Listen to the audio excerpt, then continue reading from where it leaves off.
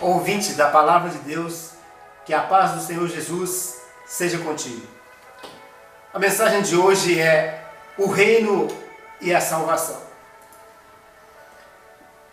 A oposição direta ao reino dos céus vem do reino das trevas. Porém, o seu líder, Satanás, usa o sistema mundano e a própria igreja como instrumento de oposição. Na medida que os irmãos se fortalecem e atuam como os justos que vivem pela fé, eles conseguem discernir qualquer manifestação da astúcia do inimigo. No entanto, assim como um corpo fraco fica vulnerável à ação dos vírus e bactérias, também, na medida do nosso sono espiritual, aceitamos tudo que nos é oferecido e nunca protestamos com um não. Afinal, é chique ser moderno, diplomático e atualizado.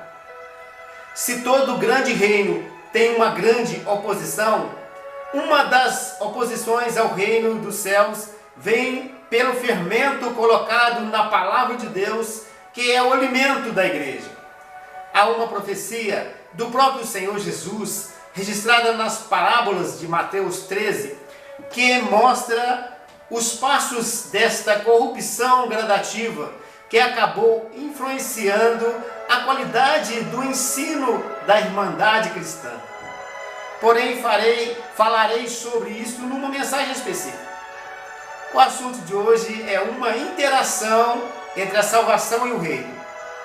O Senhor disse que aquele que muito lhe foi dado, muito lhe será cobrado.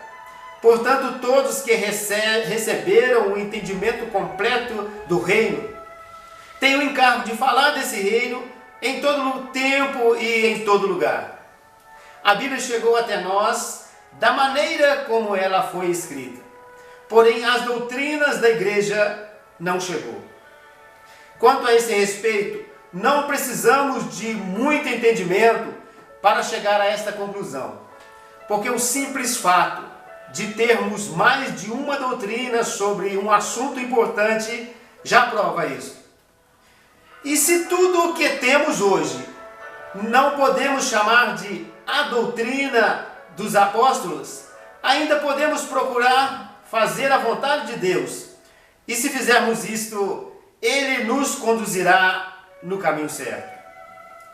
Conforme a doutrina que chegou até nós, a salvação é algo importante e o reino é secundário. Cada irmão deve levar a salvação a todos que encontrarem. E cada professor de teologia deve ensinar os seus alunos e futuros líderes acerca do reino. Na mensagem anterior, eu falei que o reino já chegou com o nascimento da igreja e que fomos introduzidos nele quando fomos salvos pela obra expiatória de Cristo. No entanto, ainda que este reino invisível, que é a realidade de Cristo reinando em nós hoje, já tenha chegado, a sua plenitude será a próxima dispensação em que Jesus governará esta terra por 1000 anos. Com algumas exceções, o nosso problema não é a incredulidade acerca do reino, e sim o fato de não se dar importância a esta manifestação gloriosa, o sonho que Deus tanto quer realizá-lo junto com a igreja. Mas por que precisamos falar da salvação antes de apresentar o reino? Se torna necessário fazer uma comparação, porque ao mesmo tempo que não se dá muita importância ao reino milenar vindouro, muitos de nós substituímos ensinamentos referentes ao reino, aplicando-os à salvação. Diante de Deus, eu tenho de ser honesto e dizer: ninguém precisa conhecer a doutrina do reino para ser um vencedor.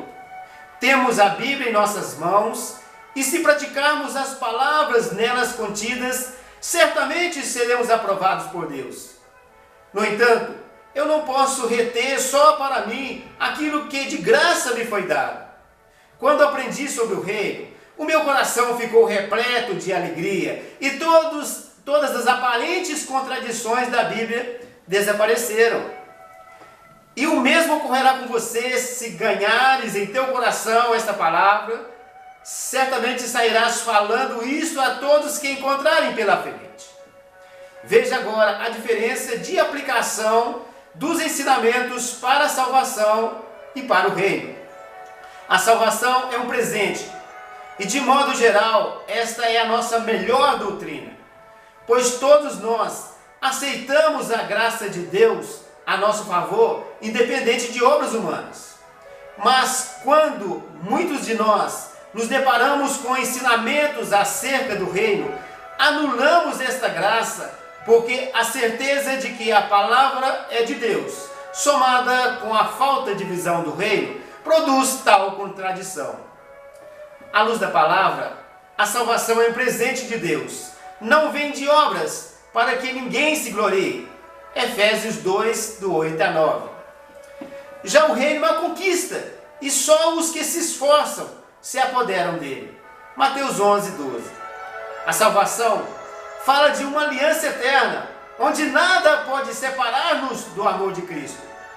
Como gostamos muito de dizer, nele somos mais do que vencedores. Romanos 8, do 35 ao 37. Mas, relativamente ao reino, o vencedor é aquele que permaneceu fiel ao encargo que recebeu até o fim da sua vida. Sobre isto, falou o próprio Rei do reino dos céus. Ao que vencer, lhe darei que se assente comigo no meu trono, assim como eu venci e me assentei com meu Pai no seu trono. Apocalipse 3, 21. Jesus é o pão vivo que desce do céu, e todo aquele que comer esse pão, ou seja, recebê-lo como vida, viverá eternamente. Ele também se apresentou como água viva. Quem beber desta água, se fará nele uma fonte a jorrar para a vida eterna. João 6,51 e 4,14. E assim é com todos os textos que nos ensinam a salvação. No entanto, com respeito ao reino, é diferente. A cruz, por exemplo, é um símbolo de morte. Se esta cruz estiver falando de salvação, ela é unicamente a cruz de Cristo. Mas se for a respeito do reino, é a nossa cruz. Já vimos que a salvação não vem de obras. E talvez alguns de nós se apoiem nisto para dizer: não preciso fazer mais nada. Quanto à salvação, realmente ninguém precisa trabalhar, pois Cristo já consumou tudo na cruz do Calvário. E quanto ao reino, cuja conquista depende do esforço de cada um de nós, será que podemos viver na ociosidade? Certamente que não. Para o reino, precisamos ser um discípulo do Senhor. E a primeira lição do discípulo é morrer. Isto é, tomar a cruz a cada dia, submetendo inteiramente à vontade de Deus. Se nós, os membros da igreja, agirmos desta maneira, quando o Senhor vier, seremos recompensados segundo as nossas obras. Mateus 16, do 24 ao 27. Eu creio que não preciso dizer todos os argumentos da salvação, porque Jesus Cristo, o Filho de Deus, é a nossa salvação. Aquele que tem o Filho tem a vida, aquele que não tem o Filho não tem a vida. 1 de João 1,12. Temos muitos textos onde todos vão confirmar o nosso esforço para o reino. Se a salvação é um dom gratuito de Deus, como diz Romanos 6,23, o reino é o nosso galardão, prêmio ou recompensa. Quando o reino está oculto, não se trata simplesmente da perda de uma doutrina, pois o nosso rei é sábio e entregou um desafio para a igreja, que é ao mesmo tempo o equilíbrio que coloca na linha o tempo todo. As regras de conduta aos aspirantes do reino tratam com todas as áreas da nossa vida, como por exemplo a necessidade do nosso ego em receber glória dos homens. Ensinando-nos a ser vencedores para o reino, disse o nosso Mestre Jesus: guardai-vos de exercer a vossa justiça ou de fazer a vossa esmola diante dos homens, com o fim de ser desvisto por eles, De outra sorte, não tereis galardão junto de vosso Pai Celeste. Mateus 6, do 1 ao 4. E por meio de muitos argumentos, esta escola não nos ensina a competir uns com os outros. Muito pelo contrário. O que manifesta maior crescimento é aquele que assume a função de servir aos outros e considerar os demais irmãos superiores a si mesmo. Mateus 20, 27 a 28 e Filipenses 2, 3. Na próxima mensagem, eu continuarei falando desta doutrina do reino. Jesus é o Senhor.